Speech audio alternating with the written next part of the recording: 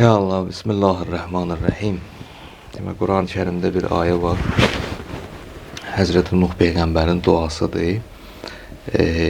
Müminin surəsində olmalıdır, səhv eləmirəmsə. Həm də məsum imamlarımızdan nəql olunub ki, bir işə başlayanda həmin o ayəni dua şəklində, dua məzmununda olan ayəni oxuyun. İşlərinizi başlayın ki, bərəkətli olsun. Ayə də belədir ki, Rabbi ənzilni munzələn mübarəkə və əntə xayrul munzilin.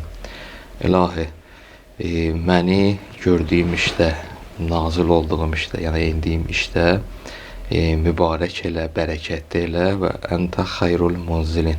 Sən bərəkət nazil eləyənsən. Hələ o cəhətdən dedim, bu ayə ilə başlayaq ki, bu ilk, belə deyək, söhbətimizdir bizim. Deməli, bu ayə ilə başlayaq ki, söhbətimiz həm faydalı, mənfəətli olsun, həm də belə deyək, bərəkətli olsun. Hamımızın bərəkətə ehtiyacımız var. Mövzu da inşallah biz çox söhbətlər eləmişik bu barədə. Elə söz barəsində inşallah danışarıq. Sözün özü, bizim yenə deyirəm, çox söhbətlərimiz olub, özümüz danışmışıq. Sözün özünün, məsələn, həm Quran-ı Kərimdən, həm hədislərimizdən, həm ədəbiyyatımızdan çox söz barəsində hələ söz deyiblər, danışıblar. Şeirlər, qəzəllər yazıblar. İrfan ədəbiyyatımızda xüsusən buna çox önəm veriblər. Söz barəsində, məsələn, bu şeyləri deyim. Mən qısa şəkildə istəyirəm keçim üstündən, amma məqsədim başqadır ki, onu istəyirəm müzakirə edək. Sözün barəsində deyiblər ki, məsələn, çəkisi ağır olan, dəyəri olan bir söz. Məsələn, bu sözlər çox işlənib. Və yaxud yüngül bir söz, məna baxımından dolu bir söz və yaxud mənasız bir söz. Əslində, mən bildiyim qədəri, bu söz yaranan gündən ta bugünkü günə qədər sözün köhnəsi, təzəsi, dolusu, boşu, yüngülü, ağırı yoxdur. Sadəcə olaraq o sözü işlədən, istifadə edən şəxslə bağlıdır, mən belə başa düşürəm. Ki, sözə məna verən, baxır kim deyir və hansı düşüncə ilə deyir, hansı məqsədlə, hansı niyyətlə deyir ki, o sözdə də belə deyək, məna olur və yaxud çəkisi ağır olur. Belə götürəndə sözün özü elə mənalı bir sözdür. Məsələn, yalan barəsində bir şey deyərdim, yəni zehnimdə olan bir sözdür. Ümumiyyətlə, yalan nədir? Məsələn, sən məndən soruşursan ki, filan yerə getmişdin, mən də getmişəm, amma yalandan deyirəm ki, getməmişdim. İşlətdiyim söz getməmişdim sözüdür. Əslində, getməmişdim sözü yalan deyil axı. Sözün özü yalan deyil. Çünki başqa vaxtı onu düz yerdə də işlədə bilirəm. Belə deyək, səhv istiqamətdə də işlədə bilirəm. Getməmişdim sözü, özü bir dənə sözdür. Feildir də, belə deyək. Özü özlüyündə düzdür. Hə, özü özlüyündə düzdür. Sadəcə olaraq mən onu səni aldatmaq məqsədi ilə, belə deyək, əslində mənim oradakı, belə deyək, məqsədim yalandır. Amma söz özü düzdür. Hələ o cəhətdən deyərdim ki, o bəziləri deyirlər, insanın xəyanət elədiyi şeylərdən ən birincisi elə sözdür. Sözün özü, Allah buyurur ki, Əlləzi əhsənə kulli şeyin xələqə. Allah yaratdığı hər bir şeyi gözəl yaradıb. Onlardan da birincisi elə sözdür Allahın yaratdığı. Mən də o gözəlliyə, neynədim? Xəyanət elədim. Əslində onu düzgün yerində işlətməməklə. Düzdür, burada yəni mənim niyyətimdən asılıdır. Sözüm nədir? Gətirib hara çıxartmaq istəyirəm ki, sözün ağır çəkili olması, bunların hamısı, belə deyək, mənim niyyətimdən, məqsədimdən asılıdır. Yəni mən onu necə işlədirəmsə, ondan asılıdır. Bunların barəsində hamısı öz yerində ki, çox sözlər deyilib ədəbiyyatımızda, Quran-ı Kərimdə. Bu, belə deyək də, Allah rəhmət eləsin, Məhəmməd Füzuli deyir ki, xəlqə ağzın sirrini hərdəm qılır izhar söz. Bu nəsirdir kim olub hər ləhzə yoxdan var söz. Yoxdan var olmaq o irfan ədəbiyyatında belə açıqlayırlar, izah edirlər ki, əslində o ağız ki, boşluqdur, söz də ağızdan çıxır da, əslində yoxluqdan çıxır, boşluqdan çıxır. Biraz da dərindən baxsaq, sözün yaranması iki dənə şeyin üstündədir. Bir səsdir, bir də hərflərdir. Səs hardan gəlir? Birinci, ciyər, ağciyərimiz havadır verir, nəfəsdir verir, gəlir və səs tellərimiz var boğazda. Səs telləri də həmin səsi tənzimləyir. O səs yaranandan sonra dilimiz, dişlərimiz, damağımız, orada onların da funksiyası budur ki, hərfləri ağızdan belə deyə tələffüz edir, ixrac edir, çıxardır və söz əmələ gəlir. Hər hansısa bir sözü demək istəyirəm. Məsələn, elə qayıdaq əvvəlki sözümüzdə, yalan sözü. Yalan özü də bir dənə sözdür də. Yalan sözü, birinci nəfəs gəldi, səs telləri, boğaz telləri onu tənzimlədi və dil, diş, damaq hərfləri orada düzəltdilər və səs çıxdı ortalığa, yarandı və bu əslində hardan gəldi? Bir dənə boşluqdan gəldi. Bu nəsildir kim olub hər ləhzə yoxdan var söz. Yəni o boşluqdan, yoxdan çıxır. Bu bir mənada budur ya, başqa irfani mənası da var. Artıran söz qədrini, sidq ilə qədrin artırar. Kim nə miqdar olsa əhlin eylər ol miqdar söz. Deyir, kim ki sözə qiymət versə, yəni Allahın yaratdığı bu dəyərə qiymət versə, onu dəyərli bilsə, o cəhətdən əslində insan özü sidq ilə, yəni yalandan yox, xalisanə, bəli, saf niyyətlə, həqiqətən dəyər versə, sözə qiymət verdikcə, söz özü də insanın özünü eləyər, qiymətli eləyər. Allah qəni-qəni rəhmət eləsin. Biz bu həyatda elə danışıqlarımız, bir-birimizi anlamağımız, bir çox işlərimizin görülməsi, həyata keçməsi bizim danışıqlarımızlandır da, sözləndir ki, ortada bir dənə söz var. Və mənə indi maraqlı tərəfi budur ki, yəni bu barədə çox danışmaq olar. Mənə maraqlı olan tərəfi budur ki, son zamanlarda əsasən bu biraz belə deyə populyarlaşıb, enerji barəsində. İnsanın özünün pozitiv və negativ enerjisi və bir çox şeylərdə də düşüncənin enerjisi, inşallah qismət olar bu barədə də danışarıq. Mən istəyərdim elə sözün enerjisi barəsində söhbət eləyək. Mənim özüm üçün, hələ dostlarımız üçün də qaranlıq qalan o belə deyək məqamlara aydınlıq gətirək ki, yəni sözün enerjisi deyəndə biz necə başa düşək? Yəni sözdə təbii ki, mən bu biri tərəfdən dedim, məsələn, deyən şəxsin niyyətindən asılıdır. Həzrət Peyğəmbər sallallahu aleyhi söz deyib, məsələn, və yaxud məsum imam söz deyib, və yaxud hər hansısa bir şəxs bir söz deyib, hətta özü həyatda olmasa da belə, onun sözü görürsən, hələ də dəyərdən düşməyib, hələ də onun, belə deyək, müasir enerjisi qalır. O, bu tərəfdən məlum məsələdir ki, deyən insanın niyyətindən asılıdır, məqsədindən asılıdır ki, o özü bir ona bir deyək, məna yükləyib. Əslində sözün özünün mənası var. Sadəcə olaraq özünün məqsədini yükləyib sözə, belə deyək, deyib o sözdə qalır. O sözdə olan məqsəddir insana təsir qoyan. Amma enerji deyəndə, məsələn, sözün enerjisi necə ola bilər ki, məsələn, qarşı tərəfə müsbət və yaxud mənfi təsir eləsin. Məsələn, bir adama bir söz deyirlər, məsələn, o enerji baxımından baxsaq, deyirlər ki, sözün özündə bir negativ enerji var. Həmin adamın həmin söz iştahasını küstürdü, məsələn. Görsən, halsız oldu, fikrə daldı, qaldı belə. Bu enerji deyəndə, mən istəyirəm o barədə danışaq.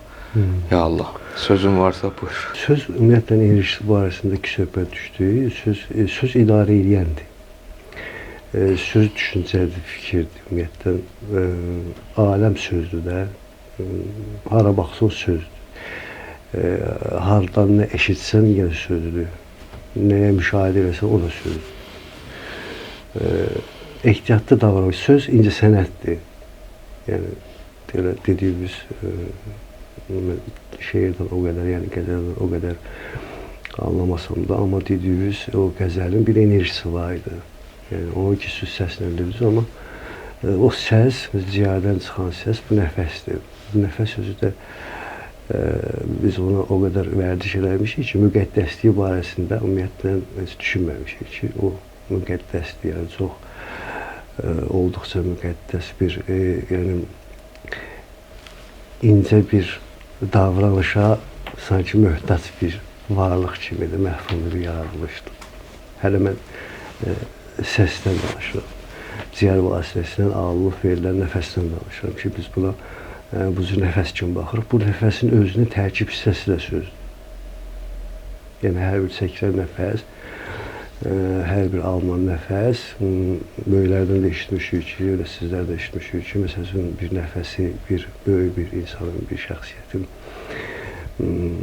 şəxsiyyətlə ünsiyyətdə olmaq daha doğrusu, məsələn, nəfəsi kifayət edir. Elə heç bir şeylə danışmırlar, amma nəfəs öz sözünü deyir.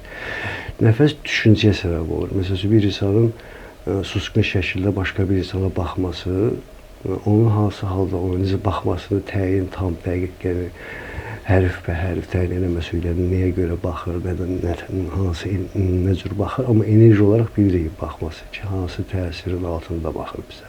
Yəni, özü hansı təsirin altındadır. Çünki o analiz eləsək ki, deyək ki, dediyi söz, məsələn, bunu deyim ki, Məhəmməd Füzuli, ki, Allah salam olsun,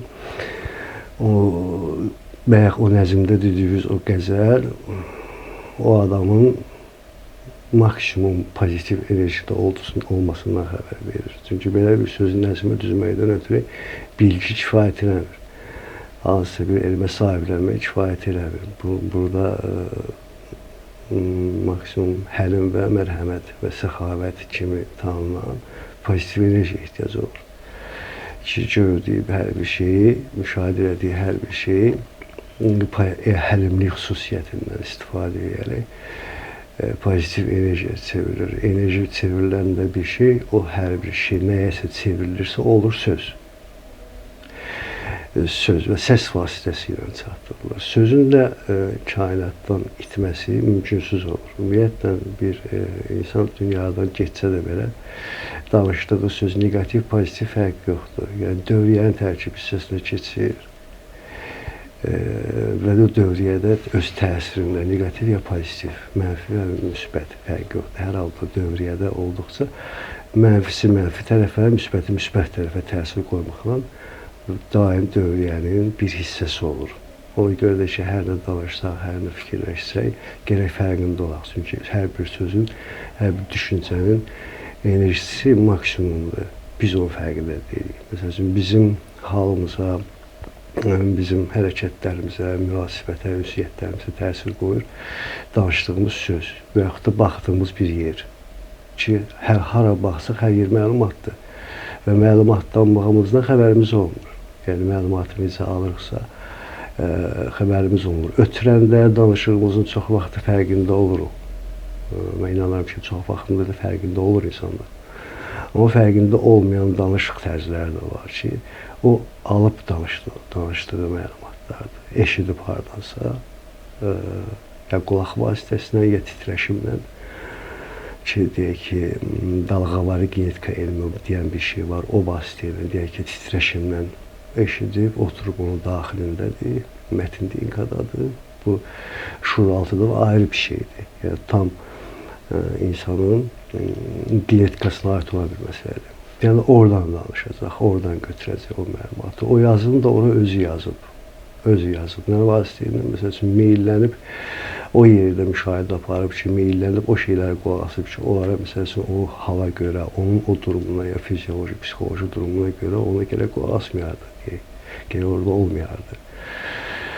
Çünki o çəki ki var, ağırlıq ki var, o çəki onu həm bayaq dediyim kimi, o çəki, o sözün çəkisi, ağırlığı onu həm psixoloji, həm fizioloji sıxacaq, aşağılayacaq. Buna rəğmən insan, biz ki bildirdik, buna rəğmən insan gərək danışdığı sözün fərqində olsun ki, nəinki özünə, ətraf mühidə də sanki bir şualanma ötürəcək, radiasiya deyək ki, yəni bu düzdür, rus mənşəli söz də olsa, bu cür daha effektivdir. Mənə görə bu cür daha effektivdir ki, ötürümüdür ki, söz radiasiya tipridir. Məsələn, insanın tərkib hissəsində kimyəvi məsələn deyək ki, təsirdən çox və yaxud da ki, hansısa bir radiasiyanın təsirindən çox böyük radiasiyası var sözün. Yəni, negativ mənada əgər götürsək bunu, eşitdiyimiz və yaxud da danışdığımız sözlər. Bu barədə yəni, düşünməyə dəyər. Mən bilirəm ki, lazımdır ki, hamımız düşünək ki, yəni, danışdığımız söz və yaxud da eşitdiyimiz və yaxud da olduğumuz bir yer, hansısa bir məkan. Yəni, o deyək ki, mütləq ki, düşüncəmiz dərin olsun, dərinləşdirək düşüncəmizi ki, danışdığımız və yaxud da eşitdiyimiz sözlərin təsiri barəsində, yəni çox mühümdür təsir barəsində düşünmək ki, təsirinə düşəcəm, düşməyəcəm. Fərqindəlik yəni bu mənada. Amma fərqində olmadan astıqsa düşürük, amma bilmirik düşməyimizi. Bir də mənə qaranlıq bir şey qaldı. İstəyərdim onu biraz da açasız. Məsələn, söhbətin gedişatında belə bir dənə şey dedin ki, deməli, bir nəfər məsələn söz deyir, bu söz həm negativ yüklüdür, həm də pozitiv, mənfi ilə müsbət yüklü. Yəni, mümkündür ki, bir söz ikisi də yüklü olsun, mənfisi də olsun, müsbəti də olsun içərisində. Ümumiyyətlə, hər bir işləyən üsulda mənfi müsbətdir də. Yəni, bu bir üsuldur söz özü də. Yəni, əgər hətta pozitiv sözlər desən, onun özünün mənfisi də var da, arxa. Yəni, bir söz deyə bilərsən ki, pozitiv söz deyə bilərsən. Misal verin bir dənə. Misal, amma inançsız deyilsə, söz, inançsız, yəni, xalis ki, bəyək sözdürsə, xalis. Məsələn, Quran-ı Kərimdə olan ayə ki, dediniz, onun heç bir negativ tərəfi yoxdur da. O söz birbaşa enerjisi müsbətdir, mənfisi hərəkətə gəlməkdə ötürüdür. Çünki dövriyyə, yəni plus-minus, yəni mənfi və müsbət olmalıdır ki, hərəkətə düşsün. Yəni, ona demək olmaz ki, o negativdir. Negativin özü də deyə lazımlı bir şeydir. Yəni, pozitivi tək deyək ki, ancaq pozitiv yox, negativ səbəb olur ki, pozitiv ərsiyə gəlir. Yəni, biz negativ, yəni söz demək demirəm ki, hamısı negativ söz danışmalıdır. Əgər potensialda varsa hansısa bir negativ bir şey, ondan çox da məyus olmaq lazımdır. O sənə kömək edəcək ki, pozitivi sən real və normal şəkildə çatdıra biləcəksən. Yenə deyirəm, təbii ki, fərqində olsun. Yəni ki, fərqində olsun, fərqində də olmaq hər bir şəxsin vəzifəsidir ki, bu yəni bir tapşırıq deyil, vəzifədir ki, insan gərək mütləq danışığına diqqət eləsin, çünki ondan ayrılan hər bir söz şualanmadır. Yəni, bu özün həm orada şualanırsan, yəni negativ mənada ki, hansı ki, zərər çəkəcəksən, həm də ətraf mühiti zərərləyəcəksən. Bu da sən əhatə dairən ki, var nə qədərdir məsafə, o məsafədə nə qədər bioloji varlıq var, hamısına təsir qoyacaq, təsirsiz ötüşməyəcək.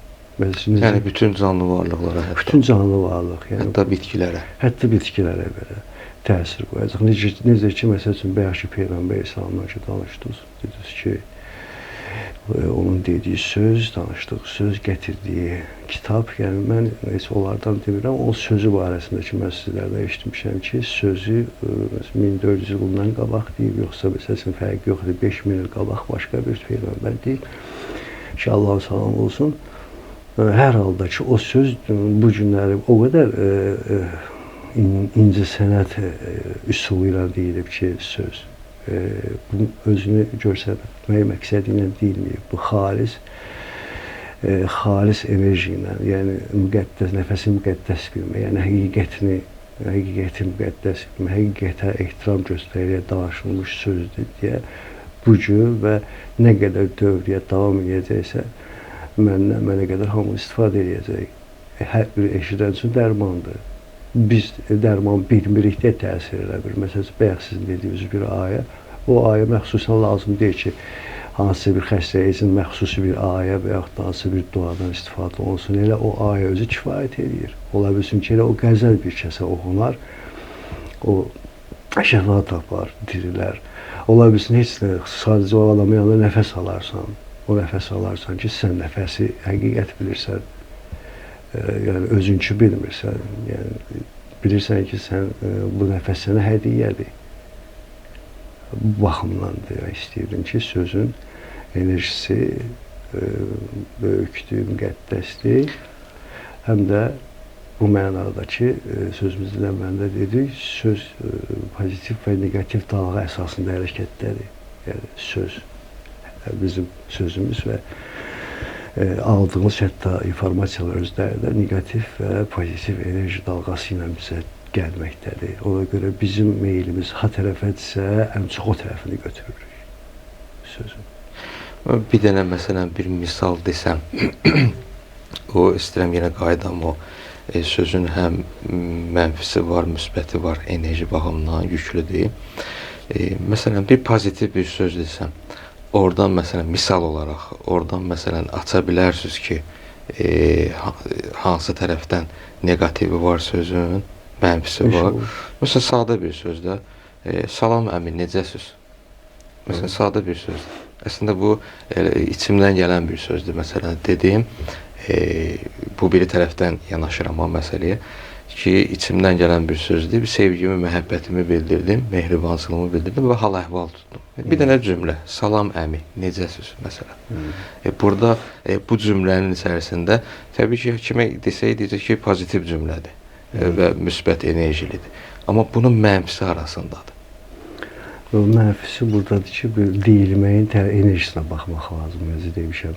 Deyək ki, salam əmin necəsən deyəndə, orada bir, deyək ki, hər halda sayğıya deyənə bir qorxu var. Aha. Sayğıya deyənə bir qorxu var ki, ona əsaslanıb salam vermişəm zaten. Və əvəzində də pozitiv gözləntim var. Deyək ki, pozitiv gözləntim var. O eyni ilə də o da məsələsinin özünü hardasa böyük bilib cavab verməsi, o da onun mənfi və müsbəti də ki, onun cavabı qaytarmasıdır. Hər halda sözün özünün giriş və çıxışı negativ və pozitiv, plus və minusdan müşahidə olunmaqdadır. Ki, yəni biz onu indi araşdırmaq, o qədər dərinləşdirmək istəməzdim, amma o salam, o siz dediyiniz salam əmin necəsən, deməyinizin özündə belə məxsusən sizə aiddir o. Onun özündə bir sayğı, yəni diqqətə, bir qayğıya ehtiyaclı bir insanın xalis dediyi bir salam var. Salamı xalis deyir. O xalisliyin özündə, yəni həm mənfi var idi, həm müsbət var idi. Mənfisi onun böyüklüyü və müdrikliyi, onun üçün tərkibi sözündə qorxu da var. O qorxulardan deyil ki, yəni məni zərər duyar falan. Bu qorxu, bu səxavətə deyilən qorxudur. Amma qorxudur deyəndə mənfi tərəfləri var. Məsələn, birinin acı cavab versəydi, daha çox mənfi tərəfi aktiv olacaq. Bəli. Təşviş və həyəcan verəcək. Yox, həlim cavab verəndə mən özümü o cür hiss edirəm ki, o cür hiss eləmək istəyirdim. İstəyirdim ki, bu cavabı alam. Yəni, istəyirdim bunu, yəni bunu şuurda istəmirdim. Bu, daxili aləmin potensialında olan qüvvələr bunu istəyir. Yəni, mənim şuuraltımın buna meyili var. Yəni, şuuraltımın zeyrələrimin buna meyili var. Mənim bu DNK-mda, elə bir ki, mətin DNK-da dəyişmə ehtiyacım varmış ki. Ona görə o mənada dedim ki, salam, təbii orada mənfisi o idi, müsbəti də aldığımız cavab. Əla. Əla. Bir dənə də bir məsələ var ki, bu aydın oldu məsələ. Sözün özünün əslində mənfi və müsbət enerji ilə belə deyək, enerjili olması. Bir dənə maraqlı bir tərəfi budur ki, bəzi insanlar və əslində üstündən keçdiyi bu məsələnin belə deyək, hal-hazırda yaşamırlar. Belə deyək, bu dünyadan köçüblər. Məsələn, Həzrət Peyğəmbər sallallahu aleyhi kimi. Amma sözləri qalır. Hədislər deyirik biz onlara, dini baxımdan. O sözlər qalır və o sözlərin özünün də təbii ki, enerjisi var. Məsələn, bir nümunə deyim, bir nümunə danışım. Bir gün Həzrət Əli əleyhissalam yolu Kufəyə düşür. Yolda bir nəfərlə qeyri bir müsəlman olur. Yol yoldaşı olur.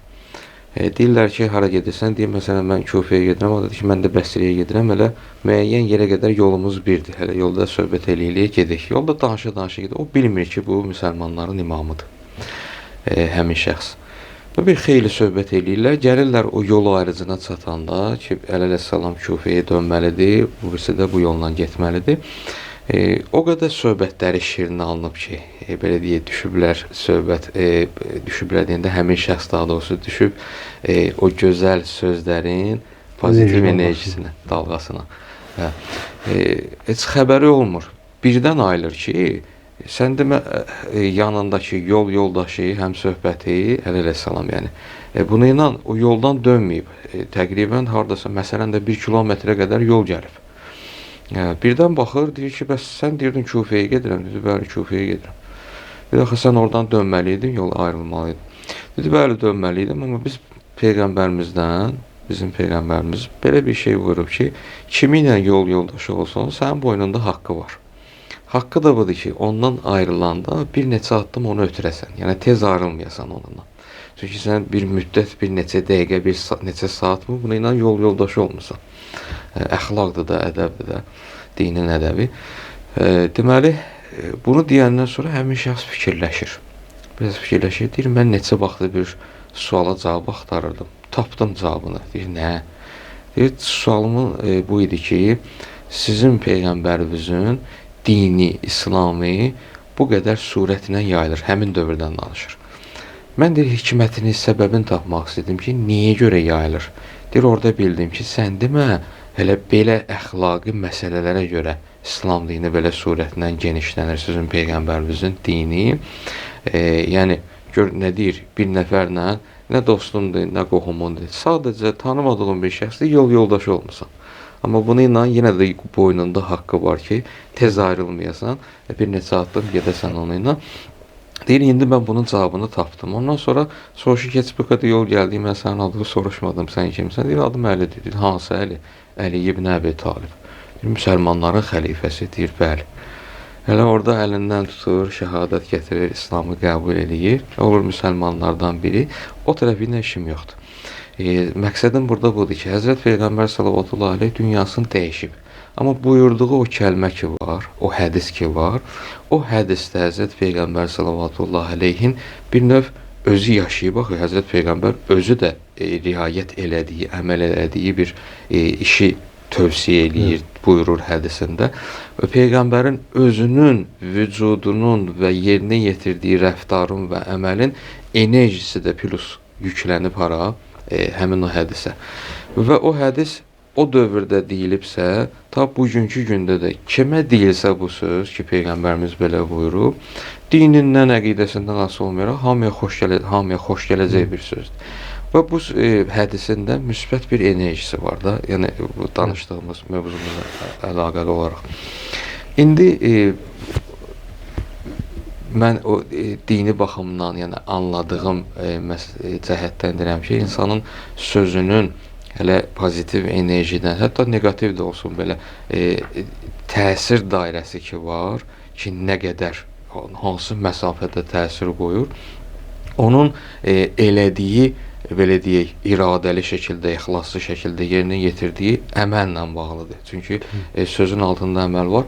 O Qurani Kərimdə buyurur ki, pak gəlmə Allah tərəf ucalar. Onu da qaldıran nədir? Salih əməl. İxlaslı, salih, yaxşı bir əməldir ki, əməldir sözü qaldırandır. Yəni yerinə yetirirsənsə, sözün də belə deyək, sözə də güc verirsən, qüvvət verirsən, enerjisi, o da qalxır yuxarı. Və bu danışıqlarımızın arasında da bu cürdür ki, mən əgər bir sözü deyirəm, təsir qoyursa, deməli bu sözün arxasında mənim əməlim var. Mən onu yerinə yetirirəm ki, deyirəm. Həzrət Peyğəmbər bu cəhətdən ki, özü yerinə yetirdiyi sözü deyib və o da ta bugünkü günə qədər o sözün enerjisi, mən deyərdim ki, 1 qram da olsun, belə deyə öz dilimizdə azalmayıb var.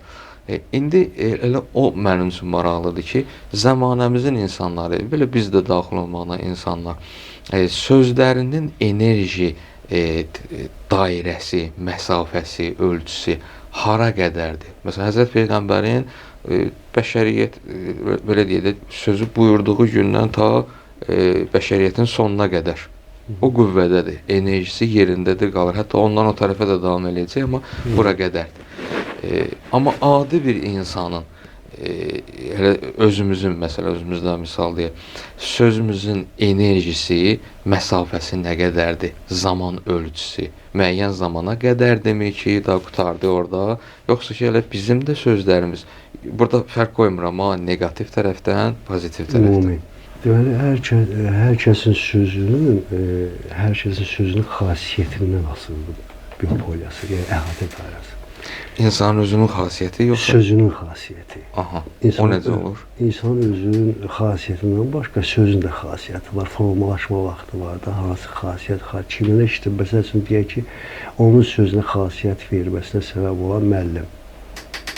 Onun sözünə xasiyyət verən, məsələn, mən öz üslubumda danışsaydım, o sözü, öz xasiyyətim ona hopmuş olacaqdı. O da məndə 1 metr məsafədə onun tərəfə aralanmayacaq.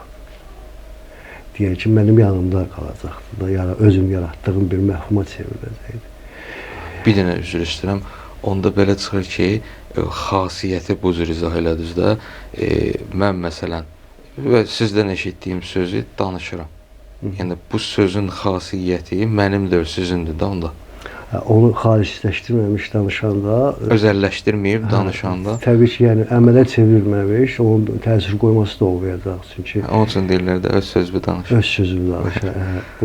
Qaldı ki, Rəsulullahdan danışdığı söz, çünki o söz danışdığı, hardansa, kimdənsə, necəsə öyrənmiyor, öz əməlləri nəticəsi, zəhməti əsasında, yəni həqiqətdən aldığı, yəni haqdan aldığı bir məlumatlardır ki, o çatdırır ki, o da haqdır ki, nəinki dünyanı, bütün qalaktikanı əhatə edir. Ona görə də onun dediyi söz elə bir sözdür ki, onu kimsə hara yazsa, onu balta ilə də kəsə bilmərsən.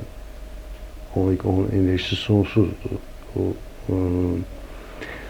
Qaldı ki, bizim kimi, mənim kimi insanların dediyi söz, o mənim sözümə verdiyim dəyər də xasiyyətlə müqayisə eləsək, o xasiyyətindən asılıdır. Yəni, əsaslandığım, mənbəsi məlum olan, deyək ki, və yaxud da ki, yaşamışlığımı analiz eləmişəm və başları bir tık mənim başımdan böyük olan insanlarla elədiyim analizdən sonra gəldiyim nəticə və sonra qərarlaşdırdığım və qətiyyətli olduğum bir artıq mövzuya çevrilib. Yəni, danışım artıq təsirini, ona görə danışmıram ki, təsiri dövrəyə də mütləq olmalıdır, belə bir şey yoxdur. Danışıram ki, lazımdır. Çünki söz dərman kimidir və sözümüzün də söhbətin əvvəlində dediniz ki, sözünüzü gəldi, danışırlar harada, ümumiyyətlə danışırlar hər halda ki, sözlər ucuzlaşdırırlar. Dəyərli sözlər var ki, bir şəxsin dərmanı ola bilərdi, amma o qədər zarafatda və yaxud da həqiqət olmayan yerlərdə, lazımsız yerlərdə işlədiblər ki, o söz təsir qoymur. Hətta motivasiya tipli sözlərin özləri də, məsəl üçün, sözün bitdiyi yer, bir çox yerlərdə rastlaşırsan, dəqiqədə yazırlar o sözü. O sözün bitdiyi yer, o söz biraz insana tərpədən sözdür. Onun yerində gərək deyəsən. Məsəl üçün, deyək ki, düzdür, mənim sferam din sfera deyir, amma öz Kərbəladan demiyorlar ki, orada sözün bitdiyi yer, söz ora aiddir. Amma o sözü götürüb başqa bir yerdə, hansısa bir deyək ki, balıq tutanda, məsəl üçün, yaxşı balıq pişirib, orada çayın qırağına yeyib, içib, paylaşıb, bunu sözü oraya əlavə eləmək, o sözü ucuzlaşdırmaqdır, sözü dəyərdən salmaqdır. Çünki o söz dərmandır. Yəni, o mənada demək istəyirəm. Aha. Buradan da belə bir anda anlaşılır ki, sözünün deyənindən, sahibindən başqa harda deməsi də əsasdır.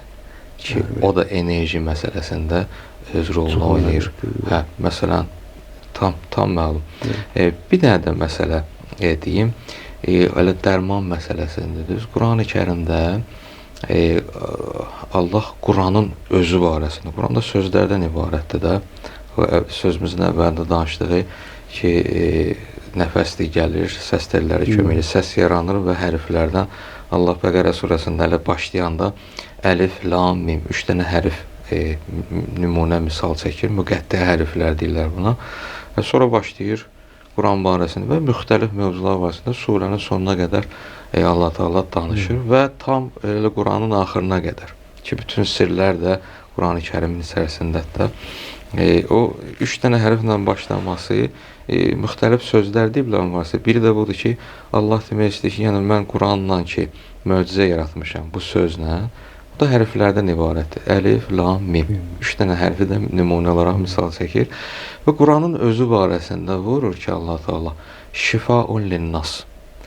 Bu kəlmələr, o bayaq sizdə düzü, insan şərtdir ki, dərman atsın, sözü özü də bir dərmandır. Amma Quran biraz da ondan ali söz deyir. Demir dərmandır, deyir. Quran birbaşa şəfadır. Dərman şəfanın vasitəçisidir.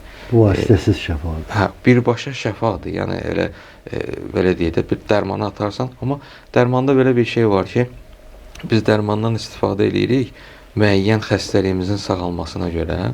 Amma o demək deyil ki, bizim məsələn hansısa bir orqanımıza dərman fayda verirsə, digər orqana təbii ki, ziyanları da var. Dərman da belədir də. Quran ona görə dərman sözü işlətmir. Birbaşa şəfasının nəticəsi barəsində danışır. Əgər dərman demirsə, birbaşa şəfa deyirsə, bəs necə olur ki, bəzi insanlara Qurani-Kərimin sözü, Həzrət Peyğəmbərin hələ şəfalı o kəlmələri, böyük insanların sözləri, elə bir adı düz Füzulinin qəzəli də ola bilər ki, bir dərman olsun. Adı danışdığımız bir söz də belə deyək də dəva olsun, şəfa olsun. Bəs necə olur ki, bəzi insanlara bu belə deyək şəfa olsa da, amma bəziləri üçün gəlir, düzdür, Quran ona cavab verib. Bəziləri üçün belə deyək qəbul eləmirlər də, məsələn, acıqları gəlir, xoşlarına gəlmir. Burada sözün özünün enerjisi onlarda qarşı tərəfdən nə baş verir ki, onlara enerji təsir qoymur? Ona görə təsir qoymur ki, yaşanmışlığı ilə eşitdiyi sözü öz keçmiş yaşamı ilə müqayisə edir deyərək itələmə qüvvəsi aktivləşir. Onun keçmişə deyilən dinə və yaxud da ki, həqiqətə bir qıcığı var, istəmir. Özünü cəzalandırmaqla məşğuldur zaten. Hətta onu ölümə aparsa belə, tarix boyuna qədər olub ki, elə İslam tarixində də var belə bir şeylər ki, məsəl üçün haqqa qarşı iddialı olublar, inadkar olublar. Bu səbəbi indi məsəl üçün dövrünə uyğun izahını verən böyük şəxsiyyətlər, böyük kişilər olublar. Şimdi biz də öz sferamızda bugünkü gün üçün, elə o günkü gün üçün də bunu deyirik ki, onların zati məsələdir. Yəni, onların şuraltısı nəyə əsasda formalaşıbsa, ona əsasda, ona qulaq asır, o enerji ona negativ gəlir.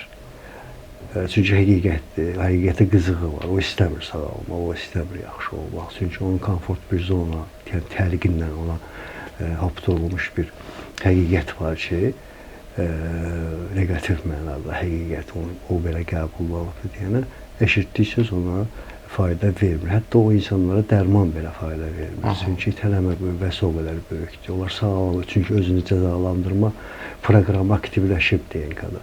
Yəni, özünü məhv eləmə proqramlaşdırma. Ona görə özünü hara qədər məhv eləmək lazımdırsa, çünki DNK-lı özü yeniyetmə uşaq kimidir. Onu hara göndərsən, ora gedəcək. Nə desən, onu qəbul edəcək. Yəni, sözə qulaq asan yeniyetmədən söhbət gedir. Yəni, DNK bu sadəcə istəyəm ki, qısa məlumat verir, izah edeyim ki, nə məsələdir.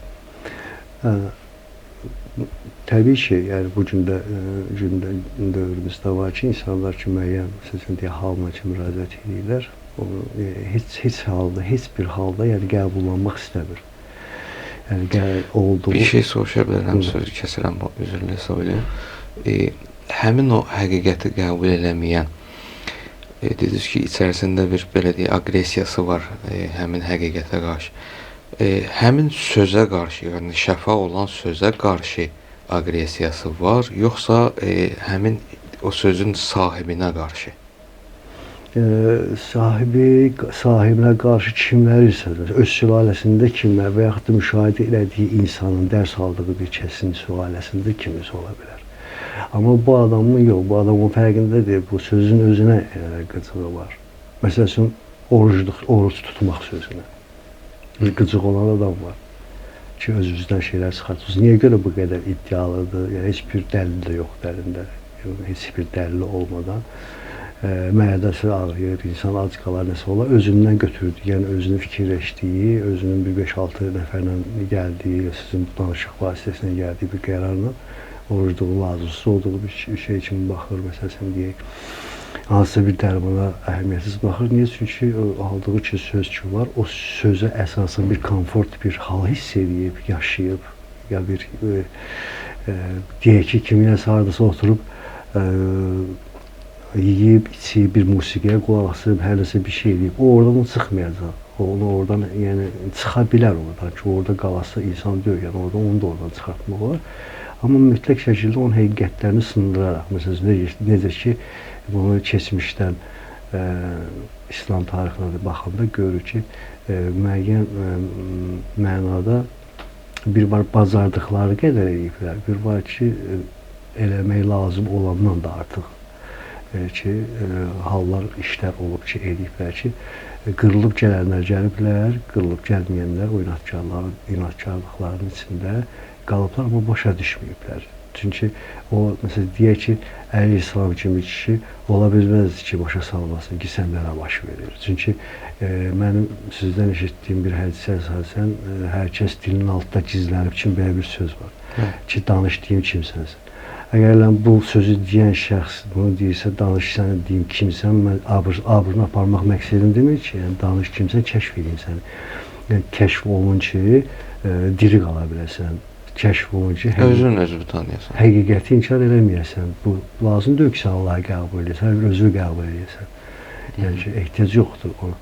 Ona görə o söz mənim üçün, yəni hər dəfə minbərlərdən eşidəndə mənə zövq orada verir ki, doğrudan da belədir ki, o demir ki, danış, deyim kimsənsən, kimisə abır aparmaq məqsədi yox idi. Təbii ki, bu söhbətlər fərdi olacaqdır, olubdur, indi də olur ki, elə o kişilər edirlər o söhbətləri. Onlar bu dünyada var, yoxdurlar məsələsi deyil. Zaten onlar yoxluq kimi bir şey ümumiyyətlə yoxdur. Heç elmi sferada yoxdur. Kvant biologiyası hoşuma bu şeyi itələyir. Təbii ki, Quranda da bu barədə bəs qədər məlumatlar var ki, siz onlar barəsində bilirsiniz. Ki, hər halda insan özü, yəni hər bir deyilən sözün fərqində olub və dərin yaşamaq istəyirsə, diqqətli olmalıdır. Diqqətli olmalıdır. Çünki biz dövriyyənin yaradılışın tərkib hissəsiyik. Bizim yaradılışda sanki elə bil ki, bu söz düz olmasa düzəldər. Sanki şərikliğimiz var, əlimiz var orada. Elədiyimiz hər bir şey yaradılışdır. Yəni biz vasitəçi olaraq bu həyatda dediyimiz söz, elədiyimiz bir iş, əkdiyimiz bir ağac, yetişdirdiyimiz bir insan, hamısı yaradılışın bir hissəsidir. Yəni biz o potensialları bizim içimizə dolu hal, bizi bu dünyaya dolu halda göndərə bilər. Maksimum məlumatdır, informasiya, məlumat dolu bir kitabxana ilə ki, hansı ki bizim heç ondan xəbərimiz yoxdur.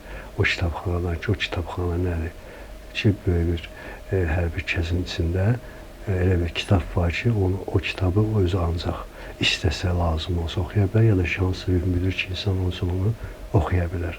Tam yox, amma oxunması mümkün olan yerə qədər oxumaq mümkündür. Bu qədər deyə biləcəyim. Bir dənə məsələ soruşmaqda məqsədim o idi ki, içində belə deyək, qıcığı olan, aqressiyası olan bir şəxs həmin o deyilən sözün özünədir, yoxsa sahibinə, bunu soruşmaqda məqsədim var idi. Bəzi insanlar var ki, belə deyək, ümumiyyətlə nə sözün özünü, nə də sahibini qəbul eləmir. Və la yəziduz zaliminə illə xəsara. Quran deyir, Quran barəsində buyurur ki, şəfadır, amma kimlər üçün? İnananlar üçün. Doğrudan da elə həkimə inansın, şəfa tapacaqsan da, sağ olacaq, inanmasan faydası olmayacaq. Amma kimin üçün ziyandır, hətta ziyandır burada Quran-ı Kərim ki, kimlər üçün? O insanlar ki, zalim, yəni belə deyil, aqressiyası var da, qəbul eləmirlər. Həqiqətin özü ilə düşməndilər. Bu insanlar təbii ki, ziyandan başqa bir şey olmayacaq. Onlar üçün negativ olacaq həmin söz. Amma bəzi insanlar var ki, belə deyək, onların, mən deyərdim ki, sözün sahibinə qarşı, məsələn, Quran-ı Kərimə qarşı sahibi kimdir? Allah, Allahın kəlməsidir. Hədisə qarşı sahibi kimdir? Məsum İmam Bəyhud Həzrət Peyğəmbər sallallahu aleyh. Həmin o söz, məsələn, Əli əleyhissalam bir kəlmə deyir, bir kəlam daha doğrusu, bir kəlamı var. Bu kəlamı həmin şəxsə deyəndə, belə deyək də, məsələn, atır bir kənara, qəbul eləmir. Çünki Əli sözüdür. Əli əleyhissalama da aqressiyası var. Amma həmin sözü digər bir şəxs üçün, yoldan keçən bir şəxs, Həsənqulu, məsələn, həmin sözdür. Və həmin enerjisi də var. Yəni, o xasiyyət də Əli əleyhissalamın xasiyyətidir. Baxmayaraq ki, Həsənqulu deyir. Həmin adamdan qəbul edir sözü. və çox da rahat olur o sözlə. Burada məsələ nədir? Yenə də həmin şəxsin özündədir də problem ki, deməli bu belə deyək, sözün özü ilə yox, sözün sahibinə qarşı aqressiyası var. Bu hardan qaynaqlanır? Bu da onun xoşu ilə, öz xoşuna gəlir. Yəni yatqın bir şeylər axtaran insan xasiyyətidir bu. Yəni o da onun yaşamışlığına bağlıdır ki, o enerjini o hardan alacaq? Biz negativ bir insan desin o sözü qəbul edir. Çünki xisləti o cür formalaşdırır. Elə belə fikrimizlə eləyə bildik də. Biraz da məsələn atsız dostlar da məsələn. Məsələn deyək ki, siz məndən sözün qəbul olunmaması deyək mənim kimi insanlar, sözün qəbul olunmaması normal. Niyə? Çünki o böyüklərdən söz eşitməyi xoşlayır. Əslində yenə xoşu ilə hərəkətlərdir, yəni xoşu istəklə ilə. Mənim kimi insandan söz eşitmək ona o qədər təsir eləmir. Çünki bunu deyən, məsələn deyək ki, yaş olaraq, iş olaraq, hərəkət olaraq, məsələn yaşadıq, məlum bir yerlərdir. Və ona görə bəzi yerlərdə, məsələn Allahın görsənməmə bəlkə səbəblərdir. Biri budur ki, görsənsəydi heç bir şey qəbul eləməyəcək, ya da sıfaqdadır. Bəlkə də gündəmin də onu inşallah ki, izah edərsin. Amma demək istədiyim budur ki, xoşu ilə hərəkətdə olmaq. Məsələn, deyək ki, şəriətdə biz, ustadlar keçdik dərsdə biz görmüşük ki, şəriətdə yoxdur xoşu ilə hərəkət etmək. Məsələn, ürəyimə yatmır burada namaz qılmaq, məsələn, ürəyimə dəstəmaz yatmadı. Orada ürəyimə yatmır yoxdur. Orada vəzifə olaraq o mütləq vacib ola bilər. Qanundur. Qanun edirsən ki, dəstəmaz alırsan, bu cür almalısan. Yəni, ondan başqa cür eləsən, xoşun varsa, sənin o xoş ki var içərisində olan, o yaşanmışlığına düşünməlidir o insan. Çünki əgər orada xoşu aktivdirsə, baxmalıdır öz yaşanmışlığına. Əgər özü baxa bilmirsə, müraciət eləməlidir bir kimsəyə ki, yenə deyək ki, Əleyhisselam demiş ki, danışsın və desinlər ona ki, o kimdir. Və niyə görə belə eləyir? Çünki getdikcə qalınlaşacaq və dərinləşəcək. Özünü düz biləcək, xoşu gəldiyi yerdə ibadət edəcək, xoşu gəldiyi yerdə ibadət olması da məsələn hansısa bir zövqün uyğun bir yer seçəcək. Yəni həmişə xoşu ilə hərəkətdə olacaq və həmişə də xəstə olacaq. İstəyir fizioloji, istəyir psixoloji xəstəliyi qaçılmazdır o insanda. Və belə insanlar da həyatımızda, dövrümüzdə nə qədər var ki, görüşsən, soruşsan, necəsən, həmişə deyəcək belə də. Yəni bu artıq xəstəliyi bilinir ki, xəstədir və müəyyən vaxt lazımdır ki, zühur eləsin o xəstəliyi onun bədənində fizioloji özünü göstərsin. Ki, razılaşma olmaq elə bir insanlar. Allah, və bir dənə də bir şeyi öyrənmək istəyərdim, özüm üçün məsələn maraqlıdır. Əslində, müəyyən qədərini elə bu danışıqlarımızın əsasında öyrəndim. Bizim özümüzün, daha doğrusu cəmiyyətimizin əxlaqi baxımdan, həm də dini nəzərdən də, dini nöqteyi nəzərdən də yanaşma məsələsi bu cürdür də, belə deyək, sözlərin arasında olan, mən deməzdim negativ və pozitiv, amma cəmiyyətdə bu cür qəbul olunub. Məsələn, bir adi danışdığımız sözlər var, bir də məsələn, bəzi ifadələr var ki, işlətdiyimiz təhqir edici ifadələrdir. Cəmiyyət dilində söyüş deyirlər də olaraq. Bu söyüşün özünün mümkündürmü ki, məsələn, pozitiv tərəfi olsun? Niyə görə deyirəm? Məsələn, bir baş vermiş bir hadisəni məsələn danışardım. Mən həmişə də maraqlı olur mənim üçün. Amma istəyirəm bu barədə bir dərs danışardıq ki, biraz tam yenə də aydın olsun.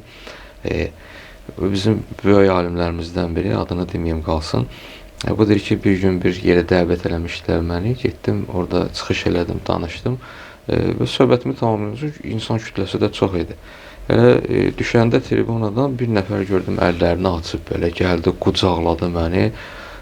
O üzümdən, bu üzümdən öpdü, təşəkkür eləyir, dua eləyir məni. Mən də bu da təbii bir haldır da, yəni həmişə hara getmişik belə. Mən dedim, bu da o şəxslərdən biridir. Amma deyir, mənə belə baxdı, dedi ki, mənə tanımadın ağa. Belə baxdım, dedim, yox, tanımadım. Deyir, yaxşı, bax, mənə tanımadın, yadında qalmamışam. Dedim, bir vaxt da tanısaydım, deyərdim də. Deyir, 30 il bundan qabaq. Belə dedim, yox, valla, ya o qədər adam görmüşəm mən. Deyir, 30 il bundan qabaq sən mənə söyməsəydin, mən indi adam olmayacaqdım. Deyir, baxdım ki, insanların arasında mən söz söyən deyiləm, axı deyir, bu da bu sözü deyir, biraz yaxşı çıxmır bu söz. İstədim o rəhmətli Siyavuş deyir, adı yeri doyana. İstədim belə deyəm, buna gördüm, yox da ilişmişəm. Dedim ki, yaxşı, necə olub məsələ? Deyir, indi bu danışır, həmin o hadisəni danışır. Deyir ki, bir 30 il bundan qabaq deyir, gəldim yanıma, dedim ki, ağa, məsləhət almaq istəyirəm səndən, buyur. Mənim bir balaca evim var, bir daxmadır, filan məhəllədə yaşayıram. Kasıbçılıqdır, fəqirlikdir, çatdıra bilmirəm, dolanışıq filan. İstəyirəm o evi satam, amma çox ucuz qiymət verirlər də. Məsələn də belə deyək də 40.000 pul verirlər məsələn. Hə. Dedim, yaxşı, sən də soruşdun ki, yaxşı satsan nə edəcəksən? Dedim ki, sataram, gedərəm bir dənə məsələn maşın alaram, onu ilə sürücülük eləyərəm falan. Ailəm də kirayədə qalar da ev tutaram, saxlayaram falan. Dolanışıqlar bunun üçün. Dedim ki, məsləhət deyir. Dedim, yox, ağa, satmaq istəyirəm. Deyir, sən bir dənə ayə dedin mənə. Yenə dedim ki, satmaq istəyirəm. Yenə başqa bir ayə dedim, biraz moizə elədim. Yenə dedim ki, yox, satmaq istəyirəm. Bir hədis dedin, nə bilim, daha söz qalmadı, hamısını dedin. Mən də elə sözüm bu oldu ki, ağa, yox, satmaq istəyirəm falan. Bir axırda qayıtdım ki, indi mən də bura tam şəkildə deyəm, dedim, sən nə uzun qulaq adamsan. Deyib, bu sözü dedim, mən sustum. Dayandım deyir, çıxdım yanından, gəldim, oturdum evdə, axşam idi də. Sübhə qədər vuruşmuşam deyir, mübarizə eləmişəm. Həm vicdanımla, həm şeytanla. Necə? Deyib, fikirləşdim ki, bu mənə bu sözü dedi ki, sən uzun qulaq adamsan, təhqir elədi də məni. İndi mən deyir, burada iki şeyin qarşısında qalmışam. Birincisi budur ki, o mənə təhqir elədi, deməli, düzgün insan deyil. Danışığını bilməyən adamdır, ədalətsizdir filandır. Mən onu insanlara deyim, tanısınlar bunu. Cəmiyyətimizin alimi, qabaqda gedəni belə. Deyir, bunu fikirləşirdim. Bu birisi tərəfdən dedim ki, yox, bəlkə elə doğrudan da sən uzun qulaqsan, elə sözü düz deyib sənə. Deyir, səhərə qədər indi uzun qulağam, bunu şəxsiyyətim qəbul eləmir. Amma deyir, deyim ki, sən ədalətsizsən, o da mənim vicdanım, imanım qoymur. Səhərə qədər deyir, bu ikisinin arasında vuruşdum. Sübh vaxtında dedim ki, yox, hələ sən uzun qulaqsan, o düz deyib sənə. Belə, bu qərara gələndən sonra deyir, səhər açılanda gördüm, qapı döyülür. Çıxdım qapıya deyir, gördüm ki, əli papqalı 1-2-3 nəfər kaçdığında gəliblər. Dedilər, bura plana düşür, bina tikiləcək burada, bəs gəldilər, ölçdülər, pişdilər. Mən deyir, 40.000-ə satacaqdım evi, onlar mənə evimi qiymətləndirdilər 80.000. Mən deyir, orada başa düşdüm ki, deməli, doğrudan da mən uzun qulağam, ağa mənə sözü yerində deyib. Deyir, o uzun qulaqsan, yəni mənim deyir, həyatımı dəyişdi, işlərimi yoluna qoydu falan. İndi də deyir, şükür Allaha burada yaşayıram, hər şey də yaxşıdır falan. Gəldim ki, təşəkkür edəyəm sənə. Belə. İndi baxırsan, bəzən həyatda, bəzən ayə deyirsən, oturmur. Zaten, düz istəyirəm, zaten o ağa, o seyid, o övrəyə, o kimdirsə, o böyük bir şəxsiyyət, zaten onun heyvani qulaqla qulaq asırsan mənə deyir. Yəni, o eşeği aşağılamaq və yaxud da o adamı aşağılamaq fikri olmuyor. Bu söyüş deyil zaten, bu tənbih xarakterli. Onu özünə tanıtdırıb. Yəni, o özünü kəşf eləmiş birisi olub deyənə belə sözlər istifadə edib. Çünki başqa niyə məhz o uzun qulaq belə deyib. Çünki o heyvanın qulaqla qulaq asılmış. O mənəvi qulağı eşitmir o sözləri. O söz yerində deyilib və onun xarakterinə, xasiyyətinə, ondan aldığı titreşmə əsaslanır. Yəni, o Arif o sözü ona görə olar deyib ki, ondan nə alıbsa o dediklər, yəni o istəməyib. Bir görürsünüz, məsələn, dialoq aralarında bir müddət çəkib. Sanki bir seans tipidir. Yəni, son olaraq deyib. Özdə o sözü o qəbullayıbdır. Çünki o söz deyilən söz təhqir kimi görsənsə də təhqir deyil, tənbih mənalıdır. Amma eyrivə deyilən bir şeydir. Niyə də o etiraz eləməyib, məsələ üçün deyil. Etiraz da eləyə bilərdi ki, belə bir söz demə, siz danışırlar, fikir verin, çox ki, dövrümüzdə bundan da günkü söz deyən kimi adamı onu qayıdıb deyirlər. Niyə? Çünki qarşı tərəf özü elə onu orada aşağılamaq istəyir deyə qarşı qulaq. O da onu hiss edir. O da onu hiss edir. Amma belə bir insanlar ki, onu aşağılamaq fikir yoxdur. Yəni, deməkdə məqsədi o idi ki, sən heyvan qulaqla qulaq asırsan mənə. Ona görə o da mənəvi qulaqlara qapı açma olsun. Yəni o kişi onun üçün elə bir iş görüb ki, bəlkə də heç vaxt qiyamətə qədər o insan diri də qalsaydı, heç kəs o qapını onun üçün açmayacaqdı. Yəni bu sözlə hər dəfə deyilən söz müvəqqəti təhqir, tənqid kimi qəbul edirik. Elə hər dəfə deyilən söz o deyil. Yəni yenə deyirəm, xətrimizə dəyir, xətr və xoşa gəlməklikləri qoyub qırağa həqiqi versiyamızı çıxarsaq deyilən sözlərdən nəticə çıxardarıq. Bir də biz o yerdə olmarıq ki, biz o sözü desinlər. Çünki artıq düşünülmüş insan nəyi necə edəcəyini bir dəfə soruşur, bir dəfə də cavabını alacaq. Və daha artıq orada onda razılaşma kimi belə bir şeylər yoxdur. Yəni həqiqət sahibindən söz soruşursansa, o nə dedirsə, o cür analiz eləməlisən. Aydın deyilsə, açmağını istəyirsən. Açılırsa, sən yenə qəbullanmırsansa, deməli, burada bir nəfs var burada ki, məsələn, o ona əgər satsaydı, hətta o 40 milə satacaqdı, məsələn, deyək ki, bir maşın alacaqdı. Bir ev alıb uşaqlarını yerləşdirəcəkdi, zaten yolunu atacaqdı. Qalan pulla yolunu atacaqdı. Maşın onu başqa məsafələrə aparacaqdı. Hər şeydən ayrılacaqdı. Oturub durduğu mühiti dəyişəcəkdi. Yəni, bir çox şeylər burada açıb çıxartmaq olar ki, nələr baş verə bilərdi ki, əgər o kişi o sözü ona deməsəydi. Deməli, onda bu cür yanaşaq da məsələyə ki, cəmiyyətin bugün, məsələn, qəbul eləmədiyi bəzi alçaldıcı sözlər ki var, söyüş deyək də, adlarını söyüş qoyaq. O söyüşdən, düzdür, onların biraz ağırı da var falan, normal da, belə deyək, normalda istifadə olunan. O, əslində özü-özündə cəmiyyət arasında negativ sözdür də, negativ enerjili sözdür söyüşlər. Amma şəxsə görə, böyük şəxslərə görə təbii ki, onlar negativ olan cəmiyyətin negativ qəbul elədiyi, negativ enerjili sözü pozitiv enerjiyə çevirmək qüdrətləri, qabiliyyətləri var. Bu cür yanaşmaq düzgün olardı. Yəni demirəm, hər zaman elə söz deyən kimi də ki, hər zaman dursun. Məsələn, bizim cəmiyyətdə bəzi insanlar var ki, təbii ki, böyüklərdən söhbət edir, yaşlı ağsaqqallardan məsələn. Onların məsələn, çox üzr istəyirəm sözümə görə, bəlkə ola bilər düzgün anlaşılmasın ha bu. Onların bəzən görsən təhqir edici sözlər də adama xoş gəlir. Çünki böyük kimi qəbul edirsən, ağsaqqal kimi qəbul edirsən.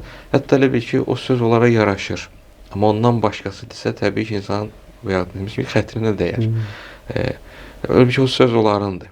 Əslində o tərbiyə edici bir söz kimi çıxırdı onların dilindən. Amma baxmayaraq ki, söyüşdür ya. Amma onların sözüdür, özəl sözləridir. Mən bu cəhətdən bilmək istəyirdim ki, yəni mümkündürmü ki, bir insan cəmiyyətin qəbul eləmədiyi söyüşü pozitiv şəkildə, yəni çevirib onu, negativi çevirib pozitiv enerji şəkildə insanlara hətta belə xoş təsir edəcək şəkildə, fayda verəcək şəkildə də desin. Yəni bu qüdrətdə, bu qabiliyyətdə olsun. Söyüş nə ki bizim Azərbaycanda ümumiyyətlə heç həqiqət normal qəbul olunmayan bir xüsusiyyəti var da, söyüş, aqressiyada söyüş, titrəşimi elə bir hal insanda yaradar ki, küskünlük yaşayar olsan xəbərin olmaz. Bizdə onu nə deyirlər, qəlb qırmaq, yəni ürək sındırmaq kimi deyirlər. Amma söyüşü pozitivə çevirmək, bunun üçün yəni söyüş deməyək buna, deyək ki, tənqid deyək də, tənqid ya da təhqir deyək. Onu pozitivə çevirmək üçün mütləq şəkildə o qabaqda olan insan böyük olmalıdır ki, o sözü pozitivə çevirə bilsin. Çünki çevirmək pozitiv bu mənada ki, o başa düşə bilsin ki, qarşı tərəfin söylediyi söyüş, təhqir və tənqidləri əslində zaten ona qarşı deyil. Yəni o özünü söyür, özünə qarşı qıcığı var. Yəni özünün bir halı var, dəyişkən bir halı var ki, bu söyüşdən istifadə edir. Hərçənd də kimisə xoşuna da gəlsə belə, bu insanın özündə problem var. Məsələn, budur ki, bu özünü söyür. Məsələn, bəzi insanlardan eşitdim ki, sanki siz müqəddəsləri söyür. Məsələn, deyək ki, arifləri, alimləri, fərq yoxdur. Hər bir sahədə böyük şəxsiyyətlər ki var, akademiklər söyüş söyür. O söyüş onları söymür. Zaten onun öz valideynlərdə, öz böyüklərdə olan qıcığı var. ki, onlardan qalıb Qaynaqlanır şurasında, oradan. oradan qaynaqlanır ki, o söydüyü, onları söyür. Zaten o adamı söymürdü ki. Anamın məsələn bu Hürrə dediyi söz ki, anam matəmində əyləşsin. Məsələn bu onun həyatını dəyişdi. Bədbəxt idi, gətirdi, xoşbəxt elədi. Özü də əbədi xoşbəxtlərdən elədi ki, bu günləri məsələn Əslində o özünə deyirdi Hür. Hür onu Hürcü söz demişdi. Əslində Hür o sözü eşitmək istəyirdi. Dəyişim, Hürün dəyişimi, yəni ağa istəmədiyi bir söz deməz yəqin ki. Yəqin ki, yox, əminəm. İmam Hüseyin salam, yəni ki, layiq olmayan kəsə layiq o sözü deməz. Əgər deyibsə, deməli, Hür özü istəyib o sözü. Amma necə istəyib? Şuurlu Hürün ondan xəbəri olmayıb. Yəni, insanlardan agah olan Həzrət Hüseyin Əleyhisselam bilib ki, bu söz ona lazımdır demək. Yəni, niyə hamıya deməyib? Orada o qədər deyiləsə adamlar var idi, o söz. Və yatqın idi da. Mən olsaydım hamısını deyərdim. Elə deyir, yanımda 5-6 nəfər hamısı deyir ki, anamız matəmizdə otursun. Amma məxsusən bir nəfərə deyir. Çünki bu istəyir ki, desin. Çünki bir 50-50-yə bir düşüncə tərzi var qalıb orada. Əminlik bu tərəfədə çox var. O söz itələri salıb ora. Yəni, yanaşma tərzi var da. O yanaşma tərzi ki, var ki, o da Həzrət Hüseyin salam. Yəqin ki, o ötürmü var idi ki, o qədər qoşunun içində, yəni hidayət olunması belə bir sözlə mümkün olanlar ki, var idi. Onlar özləri fərqindəliyi yaşamırdı. Çünki onların beyni dünya olan meylə ki, fokuslu şəkildə idi. Onlar ümumiyyətlə bilmirdilər orada yanan kimdir. Ümumiyyətlə söhbət olaraq, titreşim olaraq, məlumat olaraq o boyda anlamları yox idi. Yəni, heç bir müdaxilədə, olunan müdaxilələrin heç birinə də reaksiya vermədilər. Və bu gün də dövrümüzdə də belədir ki, söyüş negativ mənada ümumiyyətlə işlənilir həmişə, amma olmaz bunu işlətmək. Hərçənd də işlədən insan özü bilməlidir ki, hər kimsə söyürsənsə, birinci yaxşı baxmalısan ki, bu özünü söymürsən, ehtiyatlı olmaq lazımdır. Çünki birdən aqressiyadan söymüş olsan, bildirə bilərsən. Məsələn, qarşı tərəf, əgər sən özünü kəşf eləmiş insan olsa, biləcək ki, sən özünü söylürsən, heç kimi söylürsən. Bir dənə son olaraq, bir dənə mətləbə toxundunuz. Onu istəyirəm deyim və onunla da tamamlayaq inşallah. Başqa da sözünüz olsa buyurun. Hür özü söz eşitmək istəyirdi. Çox gözəl bir dənə mətləbdir bu. Hələ sualım bu olsun, bu ilə də tamamlayaq inşallah. Allah müvəffəq eləsin hamımızı. Biz söz eşitmək istəyirik. Əgər istəyiriksə, kimdən eşitmək istəyirik? Biz hamımız söz eşitmək istəyirik. Biz ünsiyyət həsrətindəyik. Əslində bizim hamımızın həsrəti var içində. Ailəmiz, uşaqlarımız, dostumuz, valideynlərimiz var. Hamısı yerindədir. Allah hamısını canı sağ eləsin. Amma hamımız həsrətdəyik, söz həsrətindəyik.